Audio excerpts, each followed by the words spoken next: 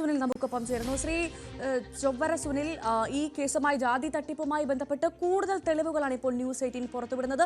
സമീപകാലത്ത് പോലും ഇത്തരം സംഭവങ്ങൾ ആവർത്തിച്ചു എന്നുള്ളതിന്റെ കൃത്യമായ തെളിവുകളാണ് ഞങ്ങളിപ്പോൾ പ്രേക്ഷകരിലേക്ക് പുറത്തെത്തിച്ചിരിക്കുന്നത്. ഈ നാടാർ സംഘടനയുടെ തീരുമാനം എന്താണ്? കേസുമായി മുന്നോട്ട് പോകാനാണോ? എന്താണ് താങ്കളുടെ പറയാനുള്ളത്? തീർച്ചയായിട്ടും ഇന്നലെ തന്നെ ഞങ്ങള് 3 സംഘടനകൾ ഒരുമിച്ച് DGPക്ക് പരാതി കൊടുത്തു. ബഹുമാനപ്പെട്ട മുഖ്യമന്ത്രിയെ കാണുന്നതിന് വേണ്ടിയിട്ട് അപ്പോയിന്റ്മെന്റ് എടുത്തിട്ടുണ്ട്. വൈകാതെ തന്നെ മുഖ്യമന്ത്രിക്ക് നേരിട്ട് തന്നെ പരാതി നൽകുന്നുണ്ട്. ഈ വിഷയം ആദ്യമായിട്ടല്ല ഞങ്ങൾ ഉന്നയിക്കുന്നത്.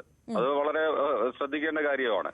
നേരത്തെ തന്നെ മുഖ്യമന്ത്രി ഉൾപ്പെടെ പിന്നാക്ക വിഭാഗ വികസന വകുപ്പ് മന്ത്രിക്ക് ഉൾപ്പെടെ പരാതി കൊടുത്തിട്ടുള്ളതാണ്. അപ്പൊ അതിന്റെ അടിസ്ഥാനത്തിൽ ഇതിൽ മുഖ്യപ്രതിയായിട്ട് നിൽക്കുന്നത് ഇവരോടൊപ്പം തന്നെ റവന്യൂ അധികാരികളാണ്. യാതൊരു വ്യവസ്ഥയും കൂടാതെ ഹിന്ദു നാടാറായിട്ടുള്ളവരെ ഒറ്റയടിക്ക് ജാതിയും മതവും മാറ്റുക. അപ്പൊ ഇങ്ങനെ ഒരു വലിയ രീതിയിലുള്ള ഒരു തട്ടിപ്പാണ് ഇതിൽ നടന്നിട്ടുള്ളത്. ശരി, ഇപ്പോ ഈ ഒരു സംഭവം അന്വേഷണമായി മുന്നോട്ട് പോവുകയാണെങ്കിൽ ഒരുപാട് കാര്യങ്ങളിലേക്ക് അന്വേഷണം പോകേണ്ടി വരും. അതിനുവേണ്ട തെളിവുകൾ ശേഖരിക്കാൻ എന്തെങ്കിലും ബുദ്ധിമുട്ടുണ്ടാകുമെന്ന് താങ്കൾ കരുതുന്നുണ്ടോ? ഇല്ല, തെളിവുകളെല്ലാം ഞങ്ങളുടെ പക്കൽ ഉള്ളതാണ്.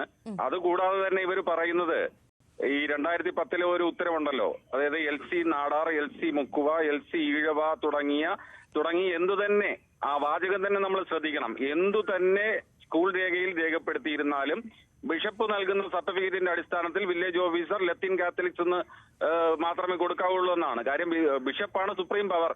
അദ്ദേഹമാണ് ഇവിടെ ജാതി സർട്ടിഫിക്കറ്റ് ഇഷ്യൂ ചെയ്യുന്നതെന്ന.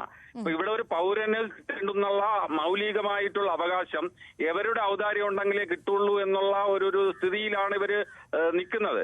ഈ നാടാർ എന്ന് പറയുന്നത് ഒരു പ്രത്യേക സമുദായമാണ്. പ്രത്യേക പട്ടികയായിട്ട് നാടാർക്ക് സംവരണമുണ്ട്.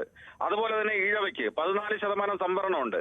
ഈഴവ സമുദായത്തിന് 14% പ്രത്യേക പട്ടികയായിട്ടാണ് സംവരണം. അപ്പൊ അതുപോലെ തന്നെയാണ് ഈ ലത്തീൻ കാത്തലിക് എന്ന് പറയുന്ന സമുദായവും.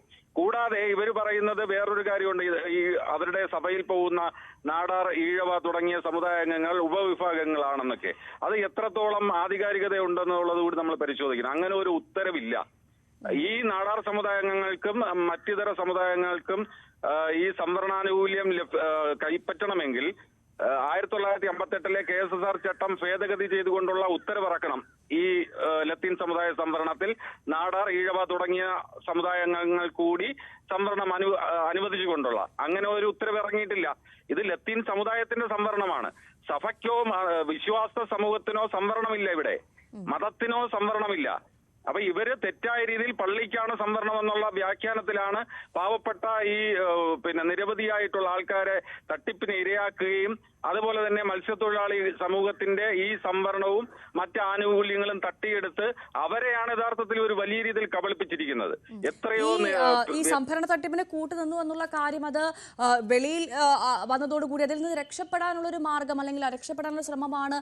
അത്തരത്തിലുള്ള കാര്യങ്ങളാണ് ഇപ്പോൾ സഭാ നേതൃത്വം അവര് സഭയുമായി ബന്ധപ്പെട്ടവർ പറയുന്നതെന്ന് കരുതുന്നുണ്ടോ?